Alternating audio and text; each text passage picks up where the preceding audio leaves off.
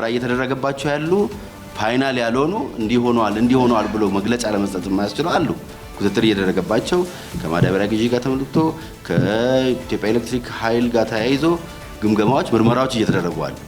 እነዚህ ኢንዲኬተሮች ናቸው። በመካከለኛው ምስራቅ ያለው የፖለቲካና የወታደራዊ ውጥረት ወደ አዲስ ምዕራፍ መሸጋገሩን የሚያሳዩ ተከታታይ ክስተቶች ከቴህራን እየተሰሙ ነው። ኢራን ማንኛውም አይነት ወታደራዊ ትንኮሳ ወይም ጥቃት ከደረሰባት ለጥቃቱ የምትሰጠው ምላሽ አስከፊና የሚያጸጽት እንደሚሆን በይፋ በማወጅ ዓለምን አስጠንቅቃለች። የሩሲያ ጦር ጠቅላይ አዛዥ ጀነራል ቫለሪ ጌራሲሞቭ በግንባር የሚገኙ የጦር ሰፈሮችን በጎበኙበት ወቅት እንደገለጹት ፕሬዝዳንት ፑቲን በ2026 የሩሲያ ጦር ወደ ዩክሬን ግዛት ዘልቆ እንዲገባና ሰፊ መሬቶችን እንዲቆጣጠር አዘዋል ብለዋል። ምልክቶቹ ምንድን ናቸው? በእግሮቻችን ጣቶች መካከል ማሳከክ፣ የቆዳ መፈርፈር፣ ማቃጠል ሲኖር፣ ከዚህ በተጨማሪ እነዚህ ፍርፋሪዎች መጥፎ ሽታ ሊኖራቸው ይችላል። ሰላም ጤና ይስጥልን ውድ ሀገሬ ቴሌቪዥን ተመልካቾች እንደምን አመሻችሁ። ከሀገሬ ቴሌቪዥን የዕለቱን መረጃዎች ይዘን ቀርበናል። ሙሴ ከበደ ነኝ። እስከ ፍጻሜው አብራችሁን ቆዩም። በቀዳሚነት የተመለከትናቸው ርዕሰ ጉዳዮች አመራለሁ። በኢትዮጵያ ኢንቨስትመንት ሆልዲንግ በሚያስተዳድራቸው የልማት ድርጅቶች ውስጥ ለሚከሰቱ የሙስናና ብልሹ አሰራሮች ጥቆማ መስጠት የሚያስችል መተግበሪያ ይፋ አድርጓል። መተግበሪያው ተቋሙ በስሩ ለሚያስተዳድራቸው መንግስታዊ ድርጅቶች ግልጸኝነት ያለውን ስራ ለመስራት የሚያስችል ነው ተብሎለታል። ምረት ደግፍ የኢትዮጵያ ኢንቨስትመንት ሆልዲንግ በስሩ በሚያስተዳድራቸው የልማት ድርጅቶች ውስጥ ሙስና ከጊዜ ወደ ጊዜ አይነቱንና መልኩን እየለዋወጠ መምጣቱን አስታውቋል። በተቋማት የተፈጸሙና በሕግ ሂደት ላይ ያሉ የሙስና ተግባራት መኖራቸውንም የኢትዮጵያ ኢንቨስትመንት ሆልዲንግ ምክትል ዋና ስራ አስፈጻሚ አቶ ሀብታሙ ኃይለ ሚካኤል ገልጸዋል። በተቋማት ውስጥ ለሚከሰቱ የሙስናና ብልሹ አሰራሮችን ለመቅረፍ ያስችላል የተባለለት መተግበሪያም በዛሬው ዕለት ይፋ ተደርጓል። በመንግስት የልማት ድርጅቶች አሁን ባለው ከፖለቲካ ኢኮኖሚክ ውጪ አይደሉም። በመንግስትም ገና ምርመራ እየተደረገባቸው ያሉ ፋይናል ያልሆኑ እንዲሆነዋል ብሎ መግለጫ ለመስጠት የማያስችሉ አሉ። ክትትል እየተደረገባቸው ከማዳበሪያ ግዢ ጋር ተመልክቶ ከኢትዮጵያ ኤሌክትሪክ ኃይል ጋር ተያይዞ ግምገማዎች ምርመራዎች እየተደረጉ አሉ። እነዚህ ኢንዲኬተሮች ናቸው። ስለዚህ እነዚህን ቀድመን ለማየት የሚያስችል አሰራር መፍጠር ነው። አጠቃላይ ከሙስና ከስነ ምግባርና ከብልሹ አሰራር ጋር የተያዙትን ስራዎች ለመከታተል የሚያስችል ዘመናዊ የሆነ መንገድ የዲጂታል ፕላትፎርሙን ተጠቅመን ያስፈልጋል ብለን ስላመን ይሄን ነገር አዘጋጅተናል።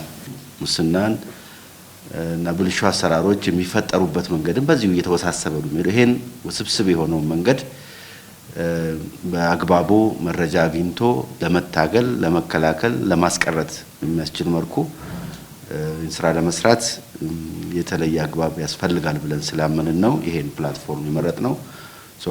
ከዛሬ ጀምሮ ላውንች እናደርገዋለን፣ እንጀምራለን። መተግበሪያው በስልኮችና በሌሎች ኢንተርኔት መጠቀም በሚያስችሉ አማራጮች ማግኘት የሚቻል በመሆኑ ማንኛውም ሰው መተግበሪያውን መጠቀም እንደሚችል ኃላፊው ገልጸዋል። ይሁን እንጂ መተግበሪያው አካታችነቱ ሁሉንም የህብረተሰብ ክፍል መሆኑን ጣቢያችን ላነሳላቸው ጥያቄ አሁን የተዘጋጀው መተግበሪያ ከሁለት ቋንቋ ውጪ ለአካል ጉዳተኞች ምቹ አለመሆኑን ገልጸው በቀጣይ በሚደረጉ ግምገማዎችና በሚሰጡ አስተያየቶች መሰረት አካል ጉዳተኞችም ጭምር እንዲገለገሉበት ተደርጎ ይሻሻላል ብለዋል። አያይዘውም መተግበሪያው ምስጢራዊነቱ የተጠበቀ መሆኑን አንስተዋል። ጅምር ስለሆነ የተጨማሪ ፊቸሮችን እያዳበርን የምንሄደው ይሆናል። ቲሙም በዚህ ላይ በትጋት እየሰራ ነው ያለው።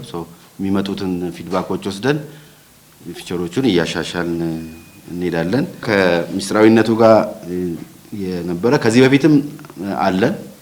ምስጢሩን በጠበቀ ሁኔታ ጥቆማዎችን እንቀበላለን፣ እናጣራለን። ነገር ግን ይሄ ደግሞ የተሻለ ማንም እኛ ጋር በአካል ሳይመጣ ስልክ ሳይደውል ፈለገው ቦታ ሆኖ አክሰስ አድርጎ ጥቆማ መስጠት የሚችል ነው። ይሄ ራሱን የቻለ መከታተያ ዴስክ አለው። የተወሰኑ ሰዎች ብቻ አክሰስ የሚያደርጉት የመስሪያ ቤቱ ኃላፊዎች ብቻ አክሰስ የሚያደርጉትና አይተው ለሚመለከተው አካል የሚሰጡት ነው። ማንም አንደኛ ራሱን መግለጽ አይጠበቅበትም። መጀመሪያ በዛ ሴኪዩር ማድረግ ይችላል ራሱ። ሁለተኛ እኛ ጋርም ከመጣ በኋላ እስከዛሬ ድረስም በነበረን አግባብ የዚህ አይነት ችግር ያጋጠመን የለም። አንዱ ትልቁ ኢንቴግሪቲ ብለን የሚያልነው በእነዚህ ጉዳይ ላይ ተቋማችን ትልቅ ኮሚትመንት ነው ያለው ማለት ነው። መንግስታዊ የልማት ድርጅቶች ላይ ማንኛውም ጥቆማ የሚያቀርብ ግለሰብ ወደ adara.eih.et በመግባት ጥቆማውን ማቅረብ የሚችል መሆኑንም በጋዜጣዊ መግለጫ ላይ ተነግሯል። የኢትዮጵያ ኢንቨስትመንት ሆልዲንግ በሚኒስትሮች ምክር ቤት ደንብ ቁጥር 487/2022 የተቋቋመ ድርጅት ሲሆን በስሩ ከ35 በላይ የመንግስት የልማት ድርጅቶችን በማቀፍ እያስተዳደረ የሚገኝ ተቋም ነው። ኢትዮጵያ ወጥ የሆነ ብሔራዊ የመሬት ፖሊሲ ማዘጋጀት እንደሚገባ ተገልጿል። ይህም እየጨመረ የመጣውን የከተማ መስፋፋትና የመሬት ፍላጎት ግጭት ለመፍታት እንዲሁም የወጣቶችን ተጠቃሚነት ለማረጋገጥ ይረዳል ተብሏል። በተጨማሪም ኢትዮጵያ ከሌሎች አፍሪካ ሀገራት በተሻለ መልኩ የመሬት ፖሊሲዋን ለማሻሻል የሚያስችል ምቹ ሁኔታዎች እንዳሏትም ነው የተነገረው። ኃይለ ገብርኤል ታደሰ ተጨማሪውን አዘጋጅቷል።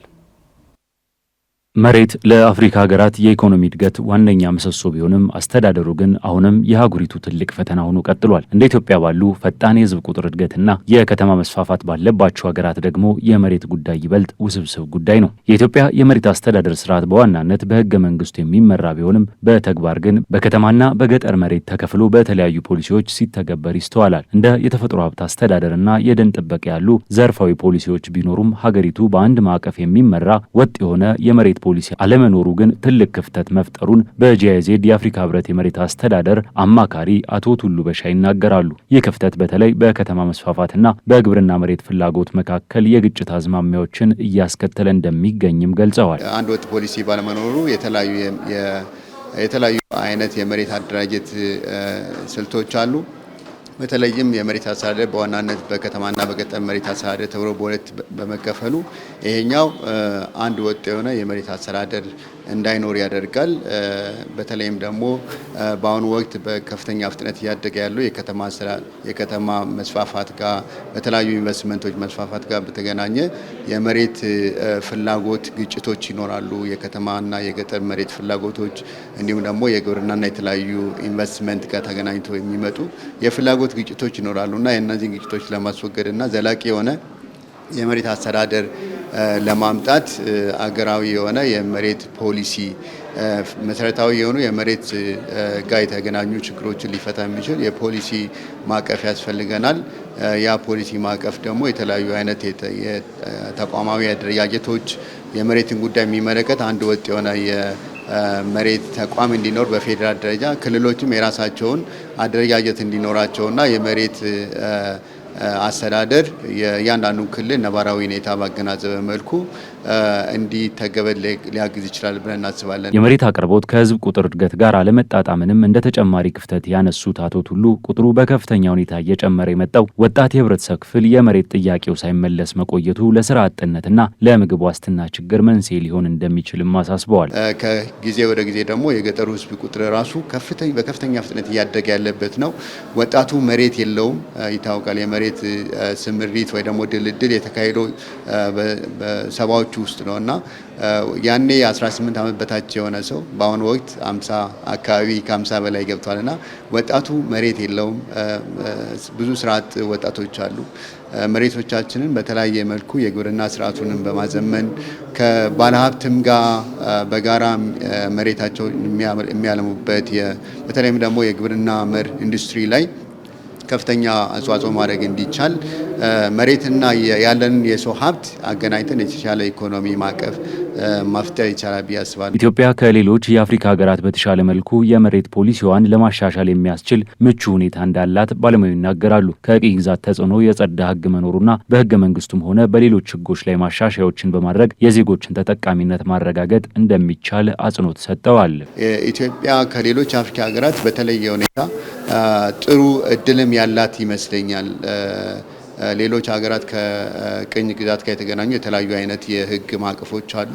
አግላይ የሆኑ አካታች ያልሆኑ የህግ ማዕቀፎች አላቸው። ኢትዮጵያ ግን በህገ መንግስቱንም ማሻሻል አስፈላጊ ከሆነ ያንን አሻሽሎ የመሬት አስተዳደሩ ባለው ህገ መንግስትም ጭምር ብዙ አይነት የማሻሻያ ስራዎች መስራት ይቻላል እና የተለያየ የሪፎርም ስራዎችን በመስራት የሀገራችን ኢኮኖሚ ህዝቦቻችን የኢትዮጵያ ህዝብ ከዚህ የመሬት ሀብት አስፈላጊውን ጥቅም ማግኘት እንዲችል በዘርፎች መካከል ያለውን የፍላጎት ግጭት ሊፈታና የወጣቱን ትውልድ ተስፋ ሊያለመልም የሚችል ወጥ ብሔራዊ መሬት ፖሊሲ ማዘጋጀት ጊዜ የማይሰጠው ተግባር መሆኑ ተመላክቷል።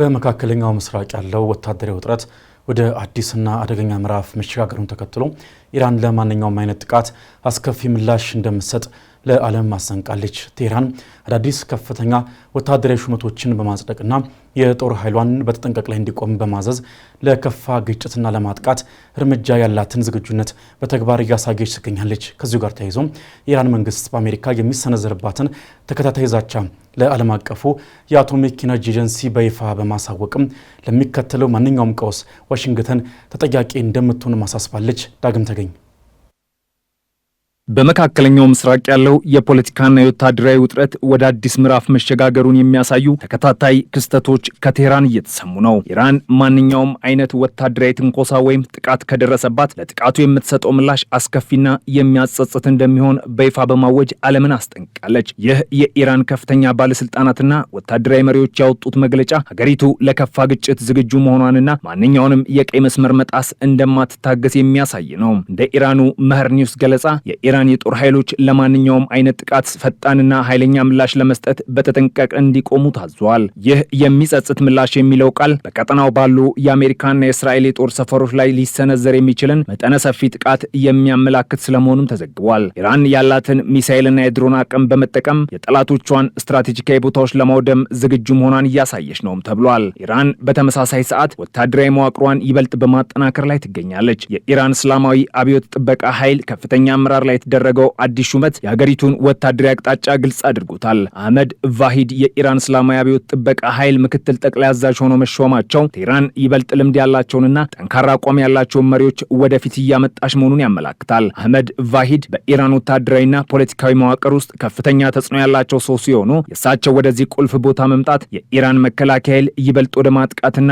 ወደ ስልታዊ ዝግጁነት መሸጋገሩን አመላክቷል። የሹመት በተለይ በቀጠናው ካለው ወቅታዊ ስጋት ጋር ተያይዞ የኢራንን የጦር ኃይሎች የተቀናጀና ፈጣን ውሳኔ መስጠት አቅማቸውን ለማሳደግ እየታለመ እርምጃ ነው። የኢራን መንግስት ለዓለም አቀፉ የአቶሚክ ኢነርጂ ኤጀንሲ በላከው ይፋዊ ደብዳቤ አሜሪካ በኢራን ላይ የምታሰማውን የማያቋርጥ ዛቻ በጽኑ ተቃውሟል። ኢራን በደብዳቤው ላይ እንደገለጸችው የአሜሪካ ባለስልጣናት በኢራን የኒኩለር ተቋማትና በሉዓላዊነቷ ላይ የሚሰነዘሩትን ማስፈራሪያ ዓለም አቀፍ ሕግን የሚጥስና የቀጠናውን ሰላም አደጋ ላይ የሚጥል ነውም ብላለች። ቴህራን ለኤጀንሲው ባሳሰበችው መሰረትም ዓለም አቀፉ ማህበረሰብ የአሜሪካን ትንኮሳ እንዲያወግዝና ሊከተል ለሚችለው ማንኛውንም አይነት ግጭት ዋሽንግተን ተጠያቂ እንደምትሆን አስታውቃለች። ይህ የኢራን ዲፕሎማሲያዊ እርምጃ ሀገሪቱ ማንኛውንም ጥቃት ከመመከቷ በፊት ዓለም አቀፍ የህግ ሽፋኖችን ለማግኘትና የአሜሪካን ድርጊት ለዓለም ለማሳየት የምታደርገው ጥረት አካል ነው። ከዚህ ሁሉ በላይ ግን የኢራንና የሩሲያ ስትራቴጂካዊ ግንኙነት ወደ አዲስ ከፍታ መሸጋገሩ የምዕራባውያንን ስጋት ይበልጥ አግዝፎታል። የኢራኑ ፕሬዝዳንት መስዑድ ፔሽኪያን እናም የሩሲያው ፕሬዝዳንት ቭላዲሚር ፑቲን ባደረጉት የስልክ ውይይት በሁለቱ ሀገራት መካከል ያለውን አጠቃላይ የሁለትዮሽ ስትራቴጂካዊ ስምምነት በፍጥነት ተግባራዊ ለማድረግ ተስማምተዋል። የስምምነት በኢኮኖሚ፣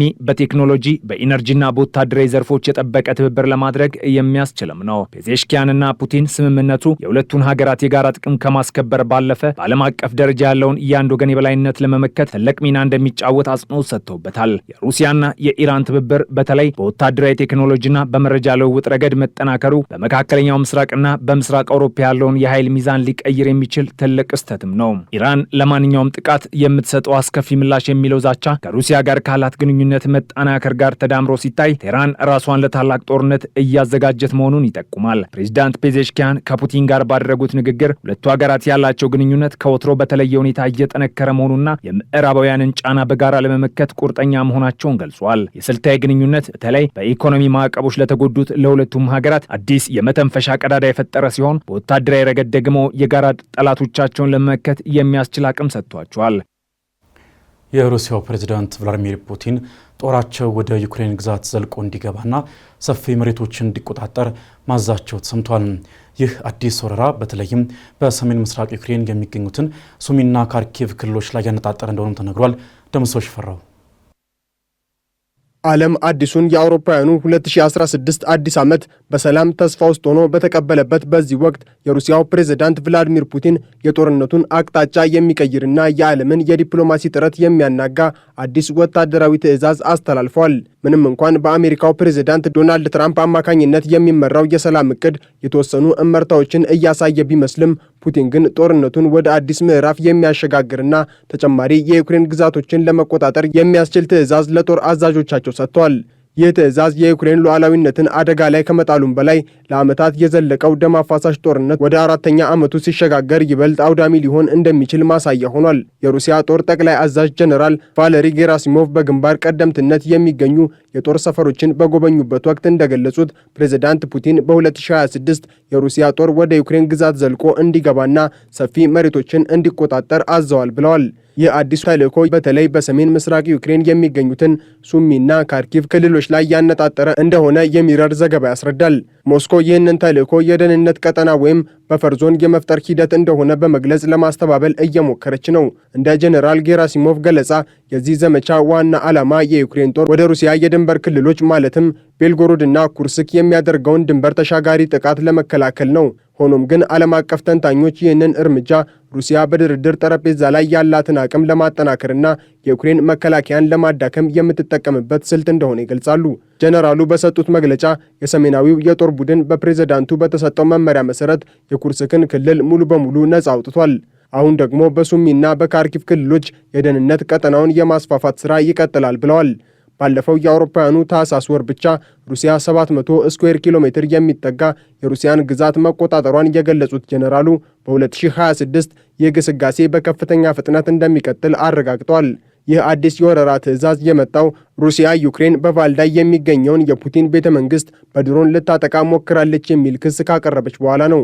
ሞስኮ ይህንን ክስ ለበቀል እርምጃ እንደ ምክንያት እየተጠቀመችበት ትገኛለች ሲል ሲኤንኤን አስነብቧል። ሆኖም የዩክሬኑ ፕሬዝዳንት ቮሎዲሚር ዜሌንስኪና የምዕራባውያን ባለስልጣናት ይህንን ክስ የፈጠራ ወሬና ሐሰተኛ ምክንያት በማለት ውድቅ አድርገውታል። በኔቶ የአሜሪካ አምባሳደር ማቲው ዊታከር ሩሲያ ያቀረበችው ክስ ምንም አይነት ተጨባጭ ማስረጃ እንደሌለው ገልጸው ዩክሬን የሰላም ንግግሩን አደጋ ላይ የሚጥል እንዲህ አይነት ግዴለሽ ተግባር ትፈጽማለች ብለው እንደማያምኑ ተናግረዋል። ይህ የሩሲያ እርምጃ በተለይ በዶናልድ ትራምፕ እየተገፋ ያለውን የሰላም እቅድ ክፉኛ ይጎዳዋል የተባለ ሲሆን ትራምፕ ከፑቲን ጋር ባደረጉት ግንኙነት ሩሲያ ለሰላም ዝግጁ መሆኗን ሲገልጹ ቢቆዩም አዲሱ ተጨማሪ ግዛቶችን የመያዝ ትዕዛዝ ግን ፑቲን የአሜሪካን ተጽዕኖ ወደ ጎን በመተው በጦር ሜዳው ድል ለመቀዳጀት መወሰናቸውን ያሳያል። ፕሬዝዳንት ቮሎዲሚር ዜሌንስኪ የአውሮፓውያኑን አዲሱን ዓመት በማስመልከት ባስተላለፉት መልእክት ዩክሬን ለሰላም ያላትን ቁርጠኝነት ገልጸዋል። እንደ ዜሌንስኪ ገለጻ ከሩሲያ ጋር የሚደረገው የሰላም ስምምነት 90 በመቶ ያህሉ ተጠናቋል ማለታቸውን ሮይተርስ ዘግቧል። ሆኖም ግን ቀሪው 10 በመቶ እጅግ ወሳኝና የዩክሬንን የወደፊት ዕጣ ፈንታ የሚወስን እንደሆነ አስረድተዋል። ዜሌንስኪ አክለውም ዩክሬን ለጊዜያዊ ፋታ ተብሎ የሚደረግ ደካማ ስምምነት ላይ እንደማትፈርም አጽንኦት ሰጥተዋል። የዩክሬን ሕዝብ በ4 ዓመታት ጦርነት መዛሉን ቢያምኑም እጅ ለመስጠት ግን ዝግጁ አይደለንም ብለዋል። በሩሲያ ቁጥጥር ስር ያሉ ግዛቶችን በተመለከተና ዩክሬን ከዶንባስ ክልል እንድትወጣ የቀረበውን የፑቲን ጥያቄ የማታለል ሙከራ በማለት ውድቅ አድርገውታል። በዛሬው ዕለትም የጀመረው አዲሱ 2016 ዓመት ለዩክሬንና ለሩሲያ የጦርነት እጅግ ወሳኝ ምዕራፍ እንደሚሆን ይጠበቃል። ፑቲን የሰላም ንግግሩ ውጤት እስኪያመጣ ድረስ በጦር ሜዳ ከፍተኛ መሬት ለመያዝ ይጥራሉ። ይህ በድርድር ወቅት የበላይነትን እንዲያገኙ ይረዳቸዋል ሲል የሩሲያው ታስ ዘግቧል። አክሎም ሩሲያ በቅርቡ በኦዴሳና በኪየቭ አካባቢ ባደረገችው ጥቃት እንዳሳየችው የሲቪል መሰረተ ልማቶችን በተለይም የኃይል መሰረተ ልማቶችን በማጥቃት የዩክሬንን ሕዝብ ለተቃውሞ ማነሳሳትና መንግስትን ማስጨነቅ ስልቷ አድርጋ ትቀጥላለች። ከዚህ በተጨማሪም ሩሲያ የዩክሬንን ጥቃቶች የሽብር ተግባር አስመስላ በማቅረብ የምዕራባውያንን ድጋፍ ለመቀነስ ትሞክራለች ተብሎ ይጠበቃል። በዩክሬን በኩል በሩሲያ የነዳጅና የኢነርጂ ተቋማት ላይ የምታደርገውን የድሮን ጥቃት አጠናክራ ትቀጥላለች ተብሎ የሚጠበቅ ሲሆን ይህም የሩሲያን የጦርነት ፋይናንስ ለማዳከም ያለመ ነው ተብሏል። ዩክሬን አሁንም አዳዲስ የጦር መሳሪያዎችንና የኢኮኖሚ ድጋፍ ትፈልጋለች። ለምሳሌ ካናዳ በቅርቡ የ2.5 ቢሊዮን ዶላር ድጋፍ ማድረጓ ለኪየቭ ትልቅ ብርታት ተደርጎ ተቆጥሯል። በሌላ በኩል በዲፕሎማሲው ሥራ ዜሌንስኪ 90 በመቶ ደርሷል ያሉት ስምምነት ወደ 100 በመቶ እንዲያድግ ዩክሬን የሉዓላዊነትና የደህንነት ዋስትና እንዲሰጣት ትጠይቃለች ተብሎም ይጠበቃል።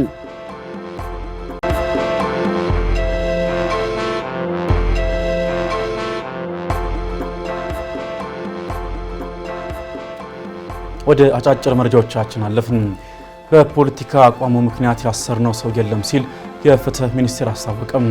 የፍትህ ሚኒስትሯ ሀና አርአያ ስላሴ ዛሬ ከሕዝብ ተወካዮች ምክር ቤት አባላት ለተነሱላቸው ጥያቄዎች ምላሽ ሰጥተዋል። የምክር ቤት አባሉ ዶክተር አበባው ደሳለኝ በማንነታቸውና በፖለቲካ አመለካከታቸው ብቻ ከ2 ዓመት ከ6 ወር በላይ የታሰሩ የአማራ ፖለቲከኞች፣ ጋዜጠኞች፣ አንቂዎችና የሃይማኖት አባቶች ላይ በተመሰረተው ክስ ሚኒስቴሩ ማስረጃ ማቅረብ ባለመቻሉ ለከፍተኛ ሰብአዊ ጉዳት ተዳርጓል ሲሉ ተደምጠዋል።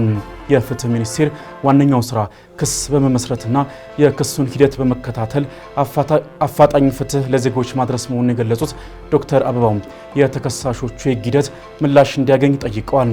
ከምክር ቤት አባላት ለተነሱ ጥያቄዎችና ምላሽ እንዲሁ ማብራሪያ የሰጡት የፍትህ ሚኒስትሯ ሀና አርአያ ስላሴ በበኩላቸው በማንነቱ አሊያም በፖለቲካ አቋሙ ብቻ የከሰስነውም ሆነ ፍርድ ቤት ያቆምነው ሰው የለም ብሏል። የፍትህ ሂደቱ የተጓተተው ከክሱ አይነት ጋር በተገናኘ ምክንያት እንደሆነ የገለጹት ሚኒስትሯ አንድ ሰው የፖለቲካ ግቡን ለማሳካት በህገወጥ መንገድ የሚንቀሳቀስ ከሆነ የህግ ተጠያቂነትን እናረጋግጣለን ሲሉም ምላሽ ሰጥተዋል።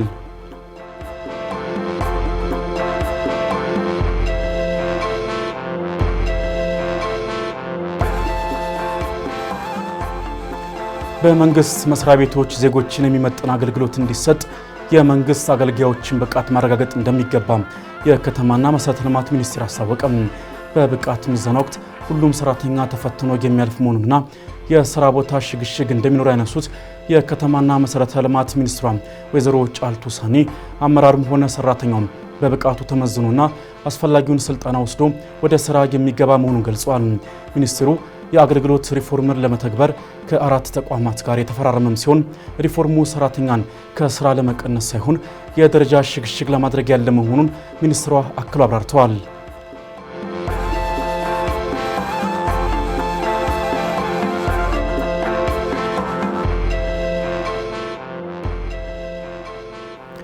የእናቶችና ህጻናት ጤና በየጊዜው የተሻሻለ የመጣ መሆኑ ተገለጸ። በተባበሩት መንግስታት ድርጅት ግምታዊ ሪፖርት መሰረት በአሁኑ ጊዜ የእናቶች ሞት ምጣኔ ከ100 ሺህ ውልደቶች ወደ 195 የቀነሰ መሆኑ ጠቁሞ ይህንንም ወደ 140 ለመቀነስና የዘላቂ ልማት ግብን ለማሳካት እየተሰራ እንደሚገኝ የጤና ሚኒስትሯ ዶክተር መቅደስ ዳባ ተናግረዋል። ከ17.6 ሚሊዮን በላይ ለሚሆኑ እናቶች ዘመናዊ የቤተሰብ ምጣኔ አገልግሎት ማድረስ መቻሉን የገለጹት ሚኒስትሯ ከ3 ሚሊዮን በላይ ማለትም በአጠቃላይ ካሉት 80 በመቶ የሚሆኑ ነፍሰ ጡር እናቶች በጤና ማዕከላት የወሊድ አገልግሎት ማግኘት ችሏል ብሏል። የአፋር ክልል ርዕሰ መስተዳድር አወል አርባና የጤና ሚኒስትሯ ዶክተር መቅደስ ዳባ በአፋር ክልል ዱብቲ ሆስፒታል የእናቶችና ህጻናት የህክምና አገልግሎት ማዕከልን አስመርቀዋል።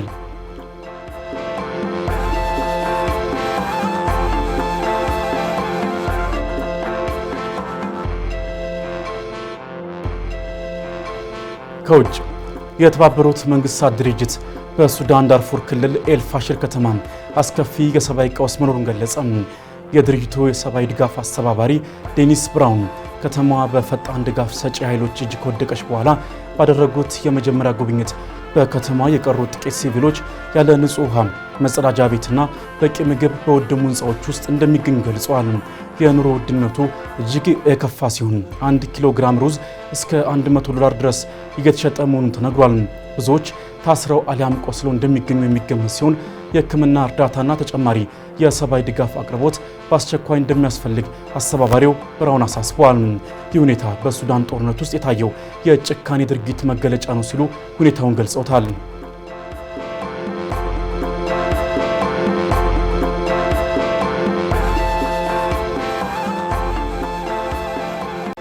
በመጨረሻም በስዊዘርላንድ በሚገኝ ባር ውስጥ በደረሰ ድንገተኛ እሳት አደጋ 40 ሰዎች ሲሞቱ ከ100 በላይ ደግሞ ቆስሏል። አደጋው የተከሰተው በአዲስ ዓመት ዋዜማ የሻምፓኝ ርችቶች የቤቱን የእንጨት ጣሪያ በማቀጣጠላቸው እንደሆነ የዓይን እማኞች መግለጻቸውን ሰምቷል። በወቅቱም በመቶዎች የሚቆጠሩ ሰዎች በነበሩበት ባር ውስጥ እሳቱ በፍጥነት በመስፋፋቱ ኃይለኛ ፍንዳታን አስከትሏል። የስዊዘርላንድ ባለስልጣናት የአስቸኳይ ጊዜ አዋጅ ያወጁ ሲሆን 10 ሄሊኮፕተሮችና 150 የድንገተኛ አደጋ ሰራተኞች በስፍራው ተሰማርተዋል። ሆስፒታሎች በቃጠሎ ተጎጂዎች በመጨናነቃቸው ነዋሪዎች ወደ ድንገተኛ ክፍል እንዳይሄዱም ተጠይቋል የተባለው የሟቾች ቁጥር አሁን ሊጨምር እንደሚችል ፖሊስ አስታውቋል ሲል የዘገበው ሮይተርስ ነው።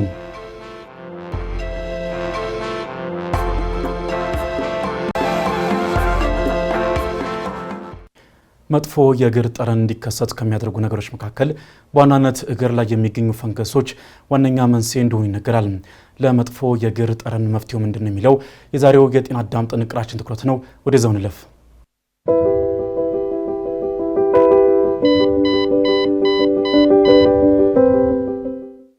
ሰላም። እግሮት መጥፎ ጠረን እያመጣ ተቸግረዋል? ምክንያቱን እነግራችኋለሁ። አብራችሁን ቆዩ። ዶክተር ቢኒያም ሳኔ። መጥፎ የእግር ጠረን እንዲኖረን ከሚያደርጉ ነገሮች ውስጥ በዋናነት እግር ላይ የሚገኙ ፈንገሶች ይጠቀሳሉ። እነዚህ ፈንገሶች ከሰው ወደ ሰው የሚተላለፉባቸው ምክንያቶች አንደኛ በባዶ እግር የህዝብ መታጠቢያዎች፣ በመዋኛ ገንዳዎች ውስጥ መራመድ፣ ፎጣዎችን፣ ካልሲዎችን ወይም ጫማዎችን ከሰዎች ጋር መጋራት፣ ጠባብ እና ጥብቅ አድርገው የሚይዙ ጫማዎችን ለረጅም ሰዓታት መልበስ በፈንገስ መተላለፍ እንዲኖር ያደርጋል። ምልክቶቹ ምንድን ናቸው? በእግሮቻችን ጣቶች መካከል ማሳከክ፣ የቆዳ መፈርፈር፣ ማቃጠል ሲኖር፣ ከዚህ በተጨማሪ እነዚህ ፍርፋሪዎች መጥፎ ሽታ ሊኖራቸው ይችላል። በዋናነት በአራተኛውና በአምስተኛው ጣቶቻችን መካከል በምስሉ ላይ እንደምትመለከቱት አይነት የቆዳ መፈርፈር ይከሰታል። የቆዳ ፈንገስ ወይንም የእግር ፈንገስ ህክምናው ምን ይመስላል? ጸረ ፈንገስ ክሬሞችን ወይንም ፓውደሮችን ከፋርማሲ ውስጥ በመግዛት መጠቀም እንችላለን። ከዚህ በተጨማሪ እግራችንን በደንብ ከታጠብን በኋላ በደንብ ማድረቅ ይኖርብናል። እንዲሁም ካልሲዎችን፣ ጫማዎችን፣ ፎጣዎችን ከሰዎች ጋር መጋራት ማቆም ይኖርብናል። በእነዚህ በሚቀቡ መድኃኒቶች ለውጥ ካላገኙ ሐኪሞች በአፍ የሚወሰድ ጸረ ፈንገስ መድኃኒቶች ሊያዝሎት ይችላሉ። በመጨረሻም ሁል ጊዜ እግሮትን በደንብ ያድርቁ። ጫማዎትን፣ ካልሲዎትን፣ ፎጣዎትን ከሰው ጋር መጋራትን ያቆሙ። በህዝብ መታጠቢያዎች እንዲሁም በዋና መዋኛ ቦታዎች ላይ ባዶ እግሮትን አይራመዱ። ሰላም።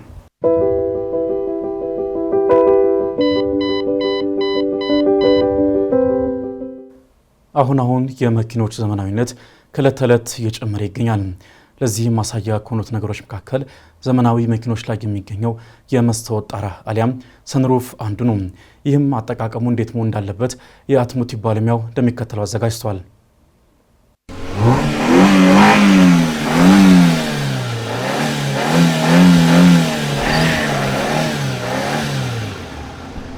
ሰላም እንደምናላችሁ ውድ ተመልካቾቻችን፣ በዛሬታችን አሁን ከአነስተኛ መኪኖች ጀምሮ እስከ ቅንጡ መኪኖች ላይ የሚገኘውና ወሳኝ የሆነውን ነገር እናያለን። ይህም ሰንሩፍ ወይ ደግሞ መኪኖች ላይ የሚገኘው የመስታወት ጣራ አጠቃቀም በደንብ እንመለከታለን። ከመረጃዎቹ ጋር አብራችሁ የምቆየው የአውቶሞቲቭ ባለሙያ አዶንያ ብርሃኔ። መልካም ቆይታ። የመኪና የመስታወት ጣሪያ በጣም ተወዳጅ የሆነና ዘመናዊ መኪኖች ላይ የሚገኝ ነው። በከተማ ውስጥ ይሁን ከከተማ ውጪ ስንፈልግ በመስታወት ወይም ሙሉ ለሙሉ ከፍተን መጠቀም ያስችለናል። ነገር ግን በትክክል ካልተጠቀምንበት ሲበላሽ ከፍተኛ ወጪ ሊያስወጣን ይችላል። ስለዚህ ዛሬ የምናየው የሰንሩፍ ወይም የመስታወት ጣሪያ እንዳይበላሽ እንዴት መከላከል እንደምንችል ነው። መጀመሪያ ግን የቴክኖሎጂ እንዴት እንደሚሰራ እንመልከት።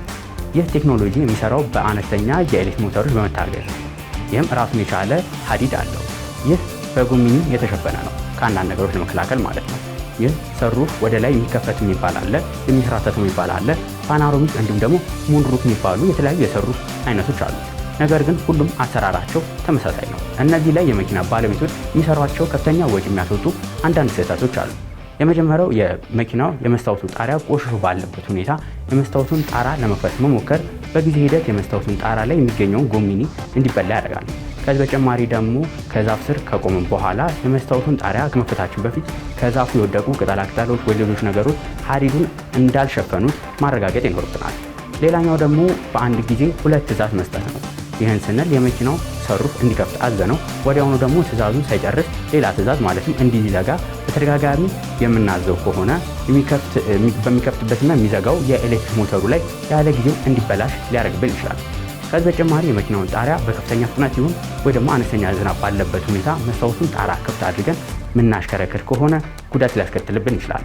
በተለይ በሳይዛቸው ትልልቅ መስታወት ጣሪያ የተገጠመላቸው ፉል ሳይዝ ኤስዩቪ የምንላቸው ሀዲዳቸው ረዘም ያለ ስለሆነ በቀላሉ የተለያዩ ነገሮች ለመደፈን ቅርብ ስለሆነ ከፍተኛ ጥንቃቄ ያስፈልጋቸዋል። መኪና በምንገዛበት ጊዜም የትኛው የመስታወት ጣሪያ ለእናንተ ተስማሚ እንደሆነ እንዲሁም ከእናንተ የኑሮ ዘይቤ ጋር የሚሄድ እንደሆነ ማወቅ ይኖርባቸዋል።